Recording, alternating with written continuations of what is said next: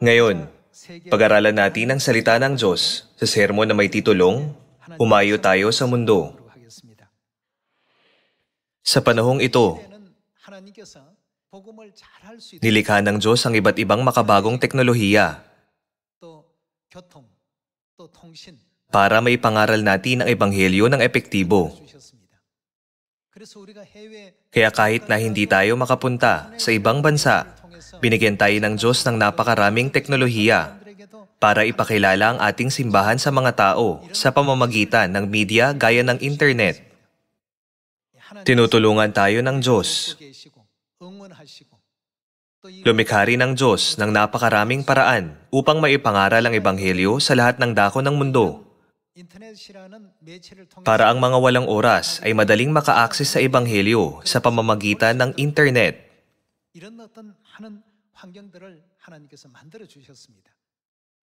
Kaya ang panahong ito ay ang ginintoang panahon para maipalaganap ang Ebanghelyo sa buong mundo. Naririto ngayon ang mga hahayo sa ibang bansa para naman sa mga hindi pupunta sa ibang bansa, maaari niyong ituring ang bansang ito na isang dayuhang bayan. Kung ituturing natin ang kaharian ng langit na ating tahanan, hindi ba't magiging isang dayuhang bayan ang lupang ito? Dahil tayo ay mga espiritual na manlalakbay, masasabi rin natin na nasa ibang bansa tayo habang naririto tayo sa lupa. Umaasa ako na ang mga hahayo sa mga pisikal na dayuhang bansa ay masikap na mangangaral ng Ebanghelyo roon at na ang iba naman ay masikap na mangangaral ng Ebanghelyo sa bansang ito, ang espiritual na dayuhang bansa. Buksan natin ang Mark chapter 16.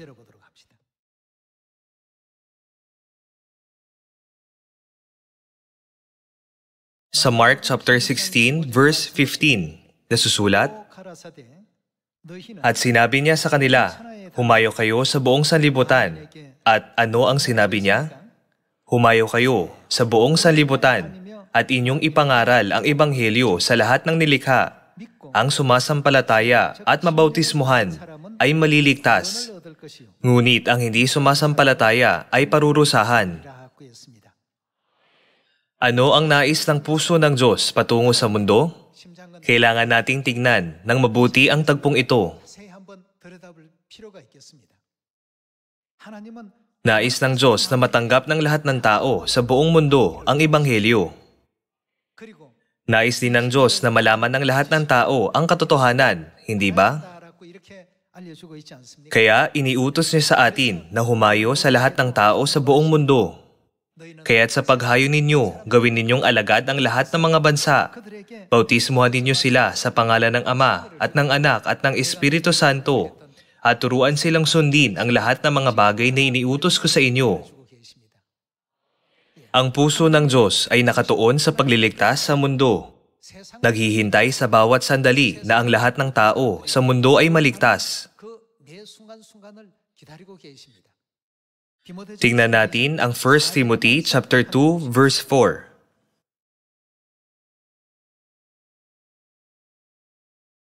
Chapter 2 verse 4. Na nagnanais na ang lahat ng tao ay, ano ang nais ng Diyos? Nais ng Diyos na ang lahat ng tao ay maligtas. Bago nakilala ni Apostol Pablo si Jesus, kanyang dinakip, ibinilanggo, at inusig ang mga naniniwala kay Jesus. Pagkatapos, ano ang nangyari nang nakilala niya si Kristo? Hindi ba't inilaan niya ang kanyang buhay sa pangangaral tungkol kay Kristo? Hindi kailanman nag-aalinlangan kahit nasa ilalim siya na matitinding kalagayan? Kung titingnan natin ang paligid natin, may mga taong nag-aalinlangan pa rin. Ito ay dahil wala silang tamang pagkaunawa tungkol sa Church of God. Tayo ang may kasalanan dahil hindi natin sila tinuturuan. Maraming kadahilanan kung bakit tayo inuusig, pero ang pangunahing dahilan ay dahil sa hindi natin itinuturo sa kanila ang katotohanan. Dahil wala silang alam sa ating simbahan, tinitingnan nila tayo batay sa mga kakaibang sabi-sabi na nakikita nila sa internet.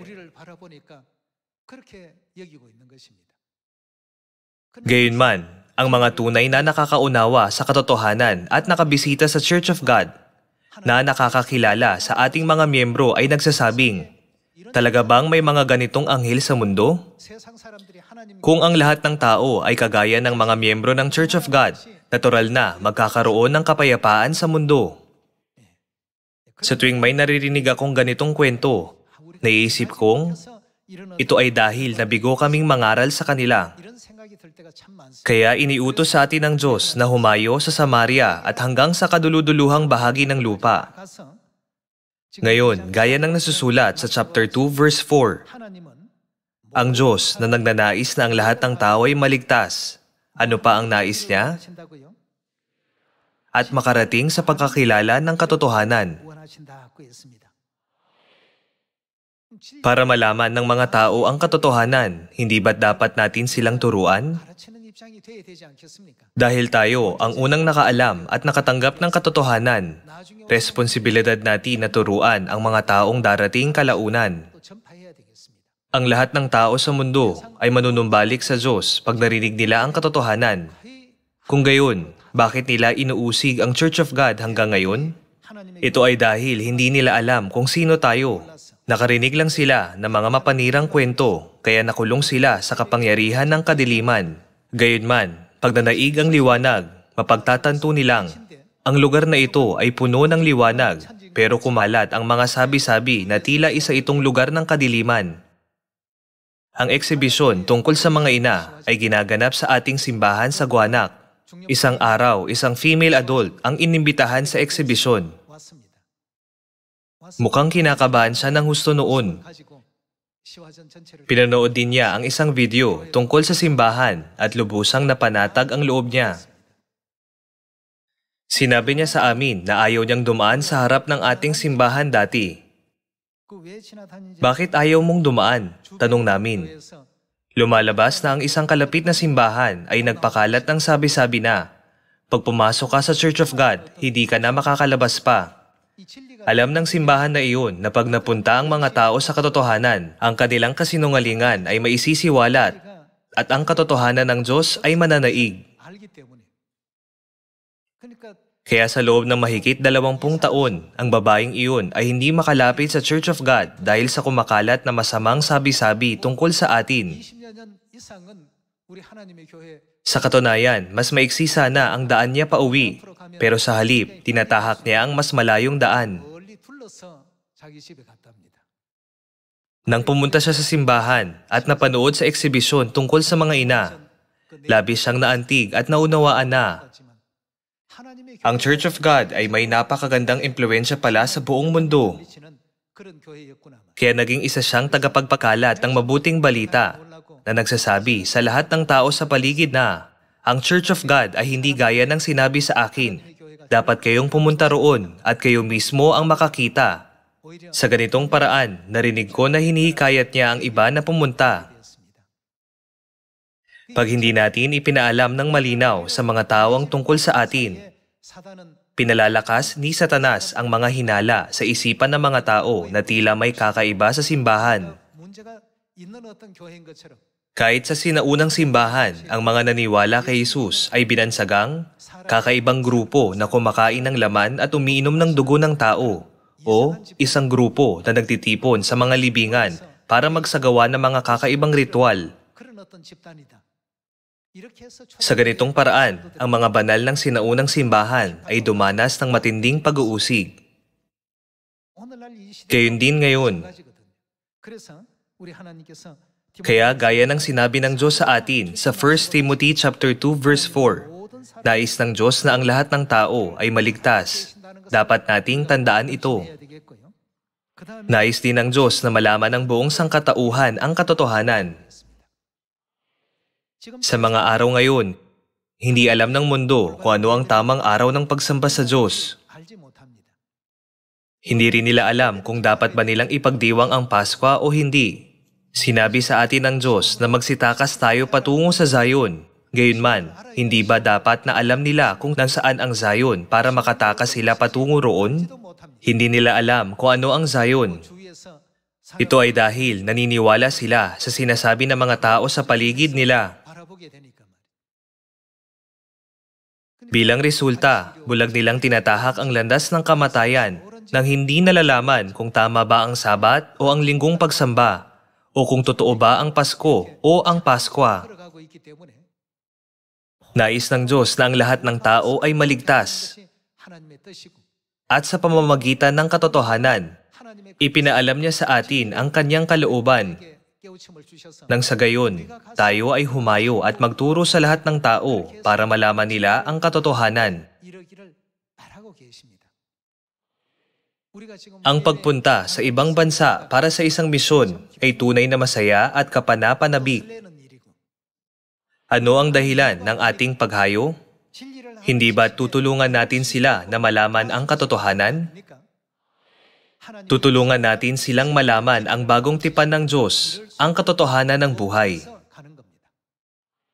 Ipinapangaral natin ang tungkol kina Ama at Ina at ang tungkol sa bagong tipan at sa Zion.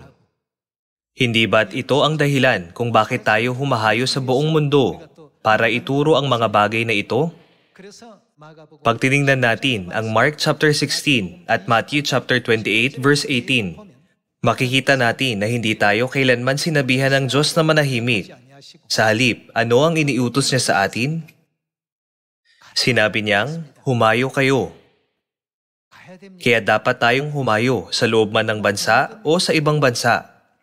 Hindi tayo maaaring maghintay lang na sila ang pumunta sa atin. Dapat tayong humayo. Sinabi ni Jesus, humayo kayo at bautismuhan ninyo sila sa pangalan ng Ama at ng Anak at ng Espiritu Santo at turuan silang sundin ang lahat ng mga bagay na iniutos ko sa inyo. Sa ibang salita, ano ang dapat nating gawin sa mga katuruang ibinigay sa atin ng Diyos? Dahil nais niya na malaman ng lahat ng tao ang katotohanan, hindi ba't dapat nating ituro sa kanila ang katotohanan? Ang krus ba ay isang Diyos-Diyosan o isang banal na bagay sa simbahan? Nasusulat sa 1 Timothy chapter 2 na nais ng Diyos na humayo tayo at buksan ang mga espiritual na mata, tenga at puso ng mga taong hindi makatukoy na mga bagay na ito at bulag na sumusunod sa iba.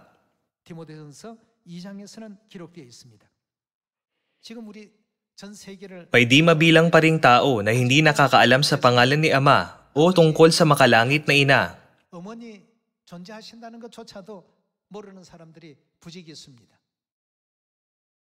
Para malaman ng mga tao ang katotohanan, hindi natin dapat na basta-bastang sabihin na maniwala tayo sa Diyos. Dapat nating ituro sa kanila ang katotohanan. May mga lugar na wala pang naitatag na simbahan. May mga lugar na walang mga propeta ni mga miyembro. May mga lugar na wala man lang Biblia.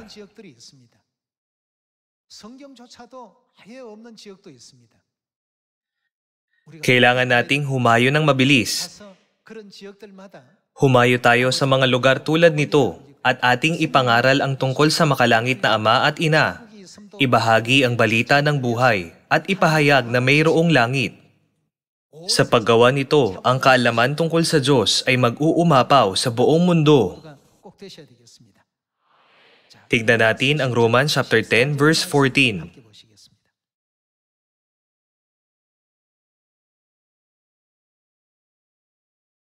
Ngunit, paano nga silang tatawag sa Kanya na hindi nila sinasampalatayanan? At paano sila sasampalataya sa Kanya na hindi nila napakinggan? At paano sila makikinig kung walang mangangaral? Ang verse 14 ay nagtatanong, at paano sila sasampalataya sa Kanya na hindi nila napakinggan? Naisip niyo na ba ang mga taong namatay nang hindi kailanman nakarinig ng pangalan ng Diyos ng kahit isang beses? Gaano marahil sila kaawa-awa? Tunay na ang kaluluwang iyon ay magiging pinakakawawa sa lupang ito. Ito ang dahilan kung bakit tayo pinahahayo ng Diyos. Kaya't sa paghayo ninyo, gawin ninyong alagad ang lahat ng mga bansa.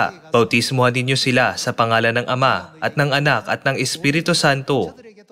At turuan silang sundin ang lahat ng mga bagay na iniutos ko sa inyo. At sa 1 Timothy chapter 2 verse 4, Nasusulat na nais ng Diyos na ang buong sangkatauhan ay maligtas at makaalam ng katotohanan. Dahil nais ng Diyos na malaman ng buong sangkatauhan ang katotohanan, dapat nating ituro sa kanila ang Sabat, ang Paskwa, ang bagong tipan, ang pagkapari ni Melkisedek, at ang mga katotohanan tungkol kay Kristo ang sanghong at sa makalangit na inang bagong Jerusalem. Sa pamamagitan ng Biblia, ipinapaalam sa atin ng Diyos na ito ang kanyang kalooban. Gaano karaming tao ang namamatay nang hindi man lang nakikita ang Biblia o naririnig ang pangalan ng Diyos ng kahit isang beses. May mga tao na nakatira sa isang bayan kung saan walang sino man ang nangangaral ng salita ng Diyos. Ito ay tunay na nakalulungkot. Kung may hindi aabot sa 10 katao ang nakakakilala sa Diyos sa isang bayan at hindi pa natin lubusang naipangaral ang Ebanghelyo sa bayang iyon, hindi ba't hindi ito katanggap-tanggap? Hindi natin sila dapat napabayaan. Dapat nating ipaalam sa kanila ang katotohanan. Umaasa ako na kayong lahat, kayo man ay nasa bansang ito o papunta sa ibang bansa, ay magbabahagi ng katotohanang ibinigay ng Diyos sa atin, saan man kayo naroroon. Paano ako sasampalataya sa Kanya na hindi ko napakinggan? At paano ako makikinig kung walang mangangaral? Ang mga salitang ibinigay sa Romans chapter 10 verse 14 ay isang mahalagang katuruan na kung saan ginigising tayo ng Diyos tungkol sa dapat nating gawin sa panahong ito. Tignan natin ang Romans chapter 1 verse 16.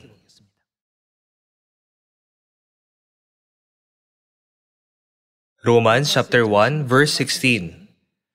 Sapagkat hindi ko ikinahihiya ang Ebanghelyo, sapagkat ito ang ano? Ang kapangyarihan ng Diyos para sa kaligtasan ng bawat sumasampalataya. Ang Ebanghelyo ay ang magandang balita. At ang Ebanghelyong ito, ang kapangyarihan ng Diyos na ating ikaliligtas. Kaya dapat nating ipangaral ang Ebanghelyo sa pamamagitan ng kapangyarihan ng Diyos. Ang Ebanghelyo ay hindi may ipapangaral sa pamamagitan ng sariling kakayahan ng isang tao. Sinasabi sa atin ng Biblia, ito ang kapangyarihan ng Diyos na ikaliligtas ng lahat ng sumasampalataya. Kung gayon, ano ang ginagawa ng Ebanghelyo sa mga nakagapos sa mga kadena ng kasalanan at ng kamatayan? May kapangyarihan itong wasakin ang mga kadenang iyon at palayain ang mga taong iyon. Sa pamamagitan ng Ebanghelyo, ang mga pamilya, mga individual, mga bayan at maging mga bansa ay magbabago. Ang kapangyarihang baguhin ang mundo ay nagmumula sa Ebanghelyo. Ito ang dahilan kung bakit ipinakita sa atin ng Diyos ang kasaysayan ng Biblia. Ipinagkatiwala sa atin ang ganitong kapangyarihan ng Ebanghelyong ito at sinabing, humayo kayo at gawing alagad ang lahat ng mga bansa. Bautismuhan sila sa pangalan ng Ama at ng Anak at ng Espiritu Santo. At turuan silang sundin ang lahat ng iniutos ko sa inyo. Sa pagtuturo at pangangaral ng Ebanghelyo, maaring magbago ang mga individual, mga pamilya, mga lipunan at maging ang mga bansa. Inaayos at pinatatakbo ng Diyos ang kamanghamanghang kapangyarihang ito sa pamamagitan ng Ebanghelyo. Hinihiling ko sa inyo na huwag manahimik kundi baguhin ang mundo na karapat-dapat para sa kaligtasan ng makalangit na Ama at Ina sa pamamagitan ng Ebanghelyo. Tignan natin ang Matthew chapter 28. Sa gawaing ito na baguhin ang mundo, hindi lang tayo pinahahayo ng Diyos sa buong mundo, kundi nangako rin siya na lagi niya tayong tutulungan at sasamahan. Tignan natin ang Matthew chapter 28 verse 18.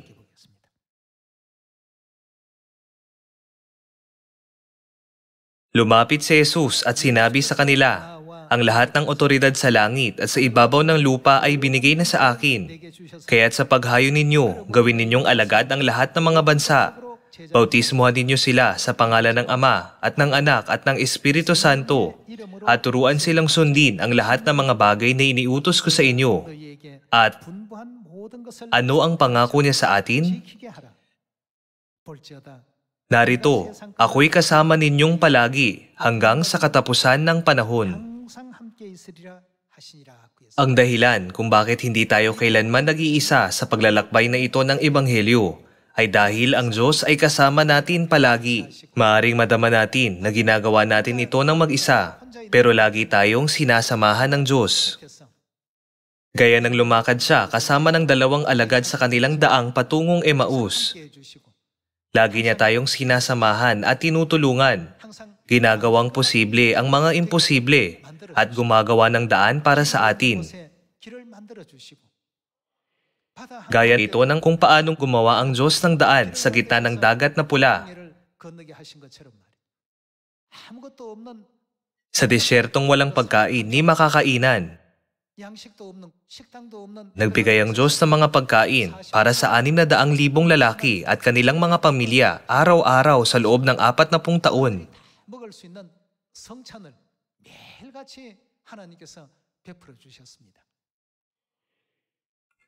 Pag tinignan natin ito, nagbibigay ito ng mas malalim na pagkaunawa na dahil lagi tayong sinasamahan ni na Ama at Ina.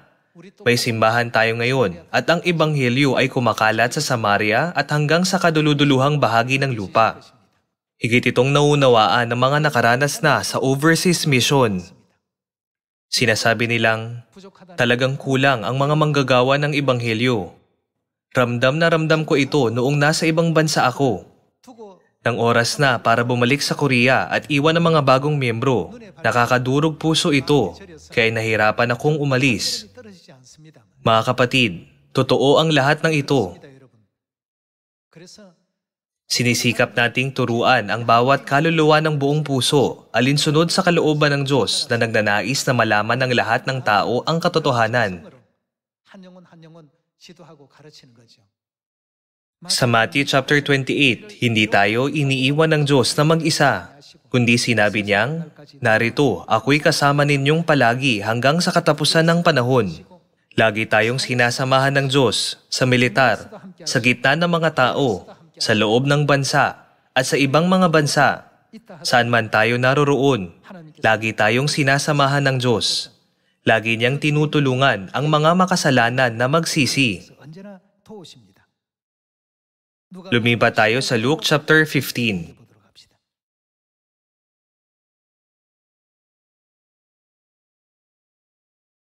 Tignan natin ang Luke chapter 15 verse 7. Sinasabi ko sa inyo, magkakaroon ng higit na kagalakan sa langit dahil sa isang makasalanang, nagsisisi, kaysa 79 na taong matutuwid na hindi nangangailangan ng pagsisisi. Hindi ba't sinasabi dito na magkakaroon ng higit na kagalakan? Ipinahayag ng Diyos ang kanyang puso sa pagsasabing magkakaroon ng higit na kagalakan sa langit dahil sa isang makasalanang nagsisisi kaysa 79 na taong matutuwid. Kaya dapat tayong gumawa ng maalab para sa kaligtasan ng lahat ng tao sa Samaria at sa kaduluduluhang bahagi ng lupa.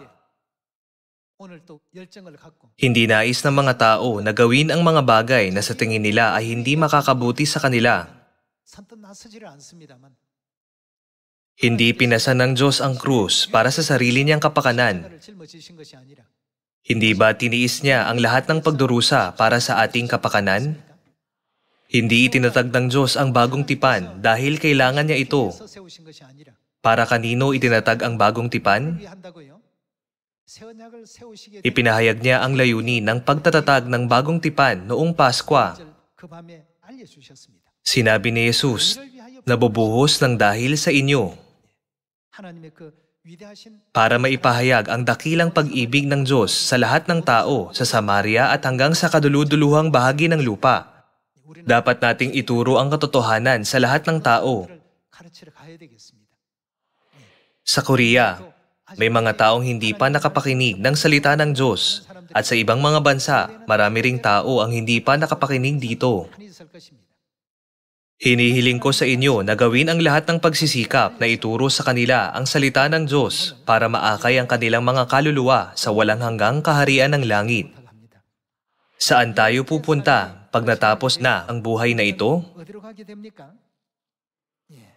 Tignan natin ang Revelation chapter 7 verse 9.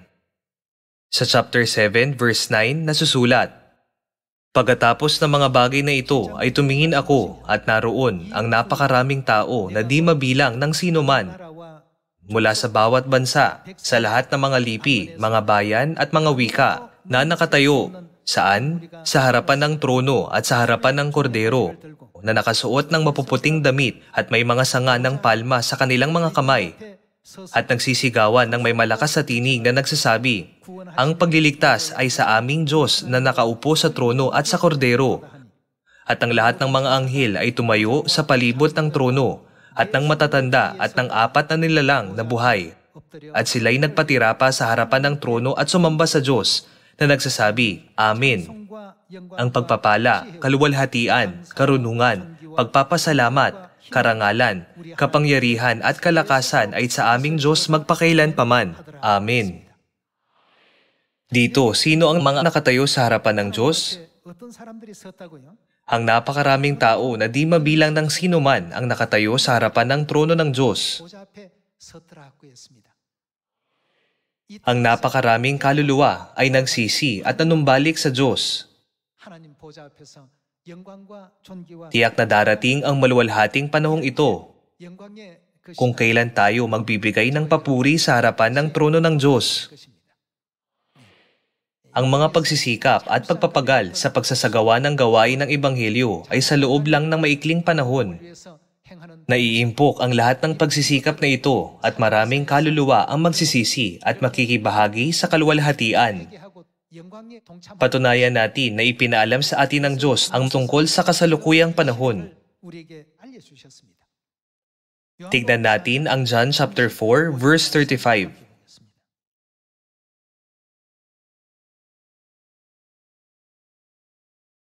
"Hindi ba sinasabi ninyo, may 4 na buwan pa at darating na ang pag-aani? Ngunit sinasabi ko sa inyo, masdan ninyo ang inyong paligid at inyong tignan ang mga bukid, na ano?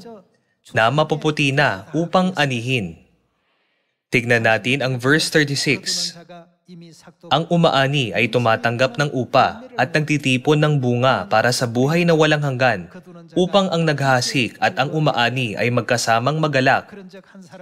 Sapagkat dito'y totoo ang kasabihan, isa ang naghahasik at iba ang umaani. Kayo'y sinugo ko upang anihin ang hindi ninyo pinagpaguran. Iba ang nagpagod at kayo'y pumasok sa kanilang pinagpaguran." Mula sa pananaw na ito, ang panahon ng pag-aani ay dumating na. Dahil dapat tayong umani sa panahong ito, umaasa ako na sa taong ito, matitipon natin ang lahat ng bunga na naihasik natin. Dapat nating ipangaral ang Ebanghelyo ng Diyos at ang katotohanan ng kaligtasan sa Asya, Afrika, Oceania, Europa, Hilagang Amerika, Gitnang Amerika, Timog Amerika, Hilagang India, Timog India, Russia, Brazil, at sa buong Korea. Umaasa ako na ang lahat ng anak ng Zion ay magbabago at masikap na mangangaral ng Ebanghelyo. Naniniwala na tatamasahin natin ang buhay na walang hanggan at ang mga pagpapala sa kaharian ng langit kasama ang Diyos. Ang titulo ng sermon ngayon ay Humayo Tayo sa Mundo. Ito ay hindi lang tungkol sa pisikal na paghayo sa mundo, tama? Dapat nating dalhin ang pag-ibig ng Diyos, mga pagpapala ng Diyos, at ang katotohanang dapat nating ituro sa mga tao. Dala-dala ang pag-ibig ni Ama, ang pag-ibig ni Ina, at ang suporta ng ating mga kapatid. Kisingin natin ang maraming tao sa lahat ng bansa, akayin sila tungo sa pagsisisi, at turuan sila ng katotohanan. Umaasa ako na maakay natin tungo sa liwanag ang mga nakulong sa kadiliman. Umaasang nakahanap kayo ng biyaya sa mga salita sa araw na ito. Nais kong tapusin ang sermon ngayon. Maraming salamat.